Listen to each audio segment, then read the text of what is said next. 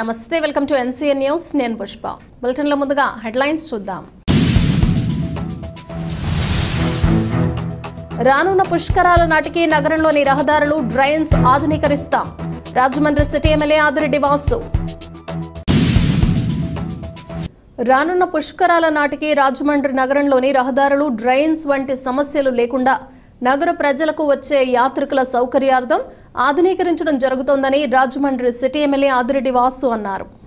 MLA Adireddy Vasu స్థానిక కూటమి నాయకులు, అధికారులతో కలిసి రాజమండ్రి నగరంలోని 11వ డివిజన్ మల్లీనా నగర్లో పర్యటించారు. ఈ సందర్భంగా ఆయన మాట్లాడుతూ ప్రభుత్వ అభివృద్ధి కార్యక్రమాలు ప్రజల నుంచి తెలుసుకుని వారి సమక్షంలో చేయటం జరుగుతుందన్నారు.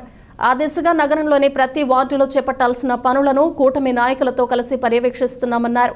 కుక్కల బెడద ఎక్కువగా ఉందని స్థానికులు తన దృష్టికి తేవటం జరిగిందన్నారు. అయితే జంతు చట్ట ప్రకారం కుక్కలను చంపకూడదని, కుటుంబ నియంత్రణ ఆపరేషన్ ద్వారా వాటి సంఖ్య తగ్గించే విధంగా తగు చర్యలు తీసుకోవటం జరుగుతుందన్నారు.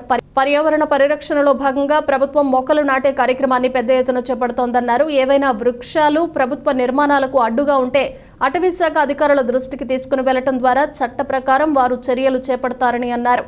ఈ కార్యక్రమంలో ఎమ్మెల్యే ఆదిరెడ్డి వాసు వెంట స్థానిక నాయకులు, అధికారులు తదితరులు పాల్గొన్నారు. లైట్లు ఎలగట్లేదని తెలిసినా కూడా మీ సైడ్ నుంచి మూవ్ చేయండి, రియాక్ట్ అవ్వకపోతే చెప్పండి.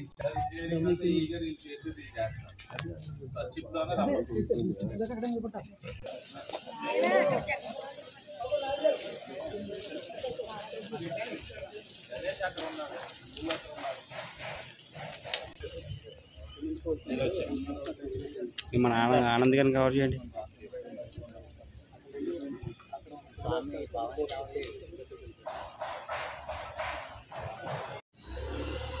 అభివృద్ధి కార్యక్రమాలు ఏ విధంగా చేయాలన్న దాని మీద స్థానిక ప్రజలందరితోటి తిరగడం జరుగుతూ ఉంది. ఎన్డీఏ కూటమి నాయకులందరూ కూడా రావడం జరిగింది.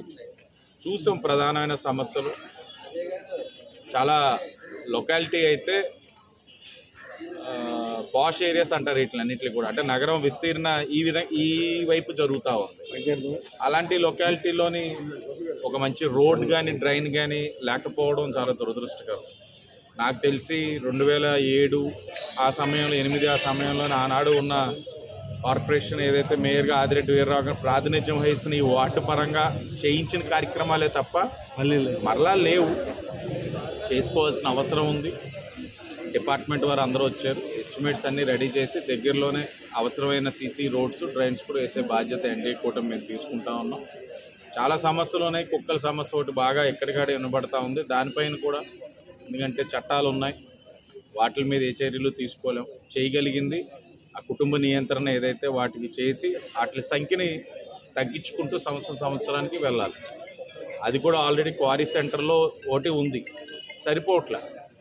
ఇప్పుడున్న జీవాలు ఒక పాపులేషన్ చూస్తే ఆ సెంటర్ సరిపోవట్లేదు. ఇంకొకటి అడిషనల్ సెంటర్ కూడా ఒకటి రెడీ చేస్తున్నాం. డాక్టర్స్, కొన్ని ఎన్జిఓస్ సహకారం తీసుకొని ఎక్కువ మనం నెలకి ఇన్నని డాగ్స్కి ఆపరేషన్ చేయించి వాటి యొక్క స్ట్రెంగ్త్ని పెరిగేందుకు, ఆ కౌంట్ పెరగనివ్వకుండా చూసే కార్యక్రమం కూడా చేయబోతా ఉన్నాం. అలాగే ఈ చెట్లు కూడా ఉన్నాయి.